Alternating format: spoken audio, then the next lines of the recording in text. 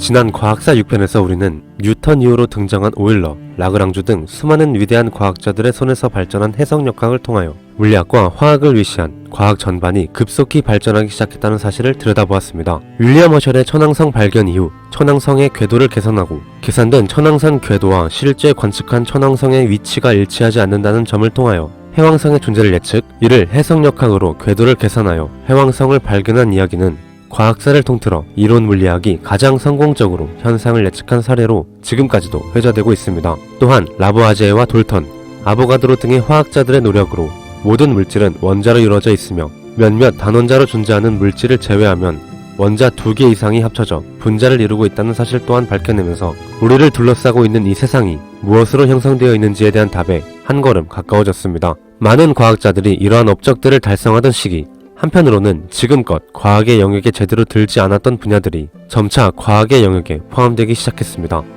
여기에는 영국에서 시작된 산업혁명이 가장 큰 몫을 차지하고 있다고 해도 과언이 아닙니다. 대체 당시에 어떠한 기술의 발전이 있었고 또 이들이 어떻게 과학의 발전을 이끌어냈을지 과학사 7편을 통하여 함께 알아보도록 하겠습니다. 1776년 한 발명가가 인류의 역사를 뒤바꿀 물건을 세상에 선보입니다. 바로 증기기관입니다.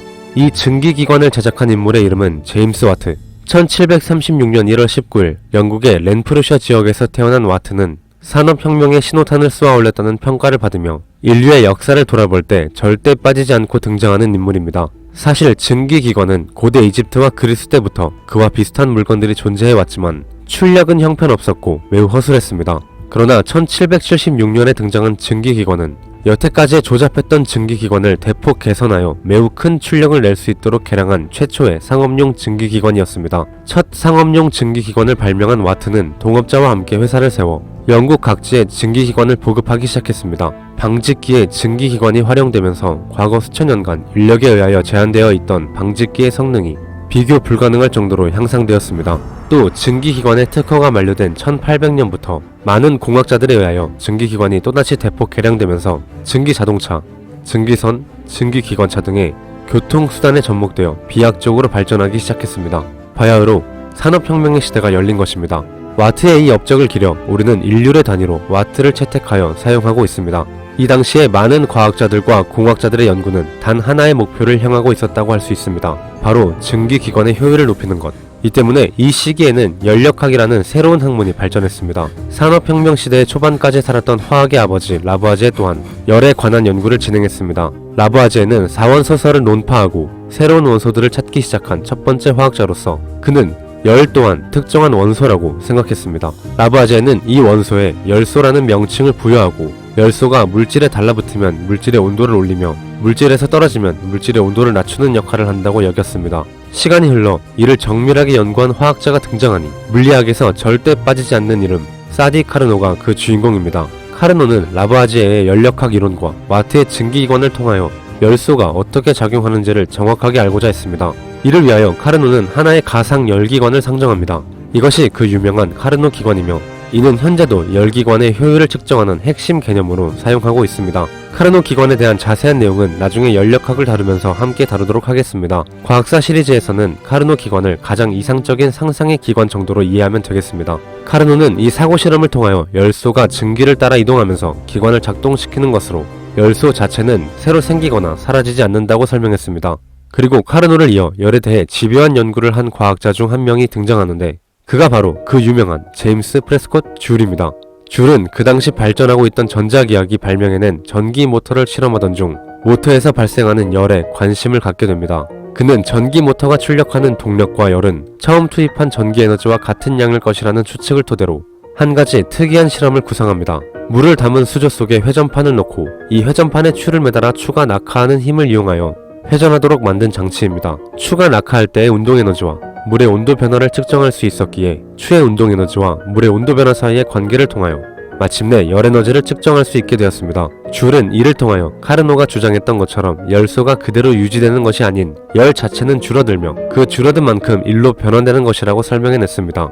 결국 이러한 줄의 연구는 훗날 볼츠만 등의 과학자에 의하여 열은 분자의 진동 에너지이며 온도는 그러한 분자들의 진동 에너지의 평균이라는 전제로 에너지를 설명하는 통계 연력학의 주춧돌이 되었다고 평가받고 있습니다. 줄에 이러한 업적을 기리기 위해서 우리는 일과 에너지의 단위로 줄을 사용하고 있습니다. 한편 줄이 관심을 보였던 전기 모터는 전자기학의 산물입니다. 전자기학은 이 당시 막 태동하여 발전하고 있었는데 전기 및 전자기술이 현대 문명의 근간이라는 점을 볼 때 이 시기의 과학자들의 업적이 현대사회의 근간이 되었다고 해도 과언이 아닐 것입니다. 그렇다면 전자기학에서는 어떤 과학자들과 이론들이 이 세상에 등장했을까요? 전자기학에서 중요한 역할을 한 과학자들은 수없이 많지만 전기와 자기의 비밀을 밝힐 첫 번째 단서를 발견한 인물은 한스 크리스티안 웨르스테드입니다. 그는 유명한 실험 강연가였는데 1820년 4월 21일 저녁 실험 강연 도중 어떤 현상을 발견합니다. 그 강의에 참석했던 사람들의 말에 의하면 웨르스테드는 실험 도중에 일어난 현상을 보고 전혀 예상하지 못했던 것처럼 당황했다고 합니다. 그는 전류가 흐를 때 전선의 주변에 있던 나침반 바늘이 북극을 가리키지 않게 된다는 것을 알아차렸습니다. 즉, 도선에 강한 전류를 흘려보낼 때 북쪽에서 남쪽 방향을 향하는 철사 옆에 나란히 놓인 나침반의 바늘이 철사의 방향과 수직하게 동쪽에서 서쪽을 향하도록 90도 회전한 다음 계속 그 방향을 가리키고 있는 것을 보고 매우 놀랐던 것입니다. 웨르스테드가 도선에 흐르는 전류의 방향을 바꾸니 이번에는 나침반의 바늘이 180도 회전하였습니다. 도선이 어떻게 놓여 있는지에 상관없이 바늘이 도선에 흐르는 전류의 방향에 따라서 다른 방향을 향했습니다. 이 현상은 나침반의 바늘에 작용하는 힘의 행동 양상이 정전기력이나 만유인력과 달랐기 때문에 이 발견 자체는 과학 연구에 즉각적인 반향을 일으켰습니다. 바늘이 회전하였다는 사실은 두 질량이나 두 전하 또는 두 자극 사이에 작용하는 것과 같이 단순한 인력이나 청력이 아니고 전류에서 발생한 돌림힘의 영향을 받는다는 것을 시사하는 것으로 이 나침반 바늘의 회전은 자기장과 전류 사이에 어떤 관계가 있다는 것을 증명하는 것이었으며 그것은 바로 전기와 자기의 관계를 의미하는 것이었습니다.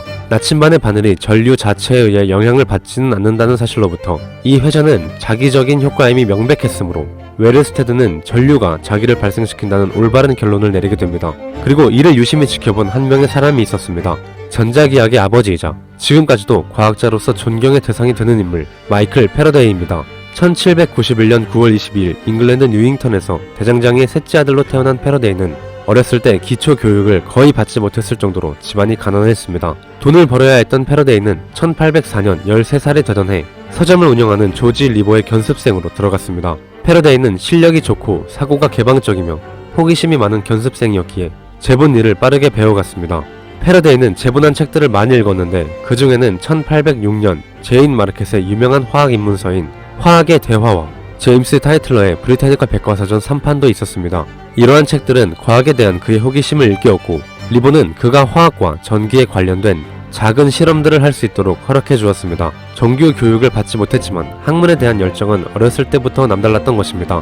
패러데이는 아이작 와츠가 독학하는 사람을 위하여 발간한 책인 생각의 발전도 공부했는데 이 책에서 아이작 와츠는 공부를 하는 데 있어서 글을 읽거나 강의를 듣고 노트 정리를 하며 비슷한 생각을 가진 사람들과 아이디어를 나눌 것을 추천했습니다. 이 영향으로 패러데이는 1809년에 신문과 잡지에서 예술과 과학에 대한 글을 읽고 노트를 적기 시작했습니다.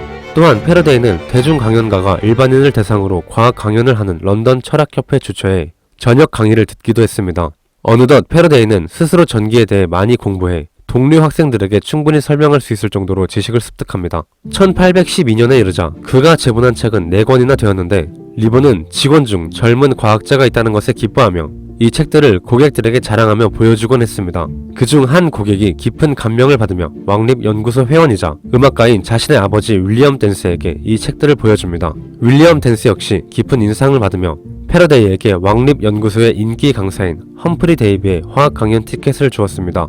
이 사건은 훗날 패러데이의 일생뿐 아니라 인류의 역사 흐름을 앞당긴 사건이 됩니다. 패러데이는 데이비의 강연에 마음을 사로잡혔으며 그 강연을 그림과 함께 기록하여 책으로 묶어 데이비에게 보낼 정도로 열정을 보였습니다. 해당 강연 직후 데이비는 실험 중 폭발 사고가 발생하여 시력에 큰 부상을 입었습니다. 그는 치료 기간 동안 자신의 실험을 기록해줄 사람이 필요했고 이때 젊은 패러데이가 발탁되었습니다. 준비된 사람에게 기회가 찾아온다는 것을 보여주는 좋은 사례라고 볼 수 있습니다. 데이비의 실험을 대필하는 작업은 단지 며칠뿐이었지만 패러데이는 재본공으로 다시 돌아가고 싶지 않았습니다. 1812년 12월 말 패러데이는 그 해에 데이비의 강연을 직접 필기하여 제본한 책과 함께 데이비에게 도움을 구하는 편지를 썼습니다. 몇 주 후 데이비는 왕립연구소에 자리가 비었다고 말하며 연료와 조명이 있는 왕립연구소의 방에서 지내는 조건으로 패러데이에게 일을 제안했는데 패러데이는 흔쾌히 받아들였고 1813년 3월부터 일을 시작했습니다.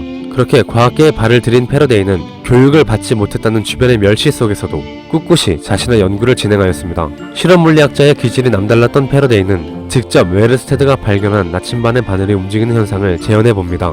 패러데이는 전류가 흐르는 도선을 고정시키고 그 주위에서 자석을 움직이는 실험을 고안해냈고 그 실험에서 자석이 실제로 도선 주위를 회전하는 결과를 도출해내는데 성공하였습니다. 패러데이는 이를 통하여 전기 또한 동력원으로 작용할 수 있다는 가능성을 발견하였고 이 실험에 대한 논문은 1821년 물리학연보에 게재되었습니다. 패러데이가 발견한 전자기력에 의한 회전은 곧 모터의 발명으로 이어집니다. 한편 패러데이는 전자기 유도를 처음으로 설명해낸 과학자이기도 합니다. 1831년 8월 29일 패러데이는 또 한 가지 전자기 실험을 진행했습니다. 연철 고리에 구리선 2개를 감은 뒤 근처에 바늘을 놓아둡니다. 이렇게 한쪽 구리선에 전류를 흘려보내면 바늘이 움직임과 동시에 반대쪽 구리선에 전류가 흐릅니다. 패러데이는 이와 같은 현상을 전원이 연결된 구리선의 전류의 변화가 연결고리의 자기장을 형성하였고 자기장의 형성은 반대쪽 구리선에 전류를 일으켰다는 결론을 내립니다.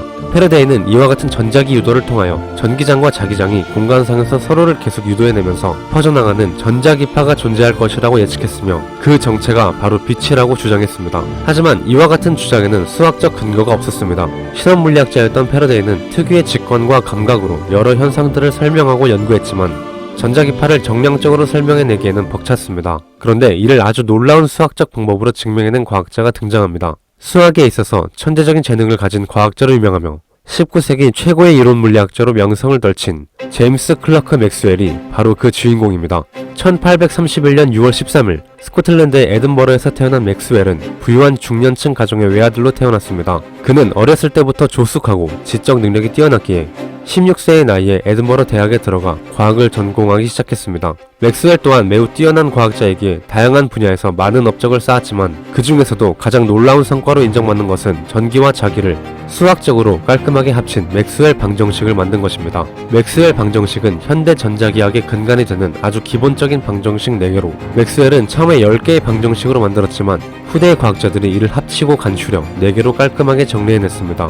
각각의 방정식들은 전기와 자기의 기본적인 성질에 대한 의미를 품고 있습니다. 이 영상은 과학사에 대한 이야기를 주제로 하고 있기 때문에 방정식에 대한 깊은 고찰은 전자기학을 다룰 기회에 하도록 하겠습니다. 이러한 수학적 고찰을 통하여 맥스웰은 전자기파는 전기장과 자기장의 수직 방향으로 빛의 속력으로 진행한다는 것을 유도해냈습니다. 한편 이 당시 빛의 속력의 실험적 측정 또한 매우 정밀하게 시행되고 있었습니다. 고대로부터 수많은 시도가 있었지만 그중 실제 빛의 속도와 가장 근접한 결과를 보인 실험은 1850년 피코프조가 만든 톱니바퀴 장치를 이용한 측정이었습니다.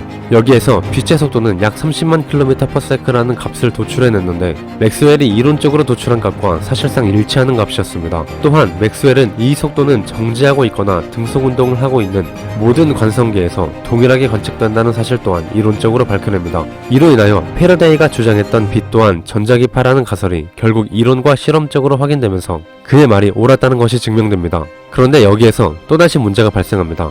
뉴턴 이래로 사람들은 빛이 입자라고 굳게 믿고 있었는데 빛이 파동이었다는 것이 밝혀진 것입니다. 파동은 반드시 매질을 타고 움직입니다.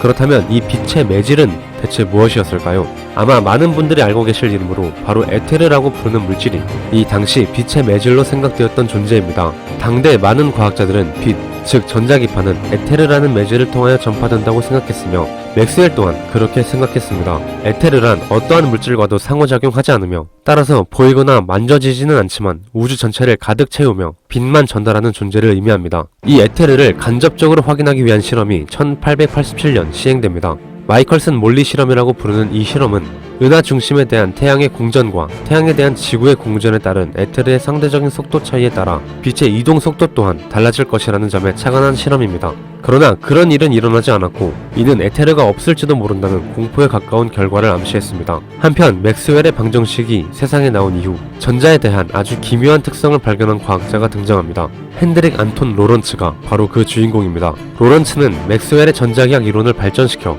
물질을 하전 입자의 집합이라고 생각하는 전자론에 기반하여 광학, 전자기 분야의 다양한 현상을 설명해 전자가 실제로 존재하는 입자라는 사실을 확고히 한 과학자입니다. 그는 전자의 운동을 맥스웰 방정식에 맞춰보려고 했으나 도통 계산이 맞지 않게 나왔습니다. 전자는 입자이므로 분명 뉴턴 역학으로 계산한다면 그 궤도와 질량이 나와야 하는데 이게 맥스웰 방정식과 맞지 않았던 것입니다. 그러나 맥스웰 방정식은 전자기 현상을 잘 설명하는 훌륭한 이론이었고 이는 전자에 대한 이해할 수 없는 현상으로 치부되었습니다.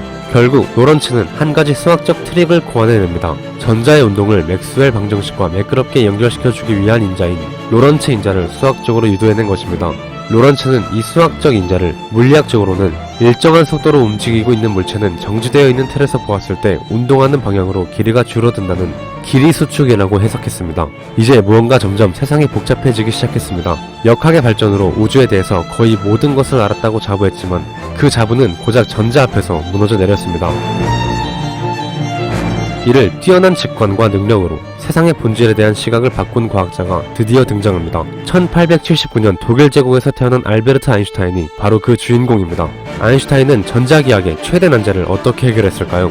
또 그의 발전으로 인해서 우주에 대한 관점은 어떻게 뒤바뀌게 되었을까요? 과학사 8편에서는 아인슈타인의 전자기하에 관한 한 편의 논문으로 촉발된 패러다임의 전환에 관한 이야기를 들고 다시 찾아뵙겠습니다. 감사합니다. 웨더노트였습니다.